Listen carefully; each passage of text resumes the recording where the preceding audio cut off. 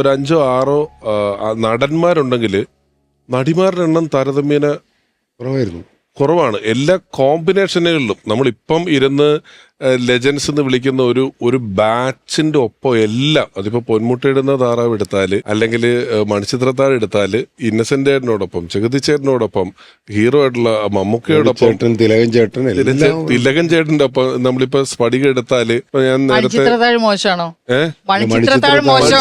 മോശമാണ്, അതാ പറഞ്ഞു. ഗോഡ് ഫാദർ ഒക്കെ കൊച്ചമ്മണി എന്ന് പറയുന്ന കഥാപാത്രമൊക്കെ എന്തൊരു കഥാപാത്രമാണ് ചെയ്തു വെച്ചേക്കുന്നത്. ലളിത ചേച്ചി ഇക്കാര്യം ഇതൊക്കെ നമ്മൾ പറയുമ്പോഴും നമുക്ക് ഇത്രയും കഥാപാത്രങ്ങൾ ഇപ്പൊ ഓർത്തു പറയാൻ പറ്റുന്നുണ്ടല്ലോ.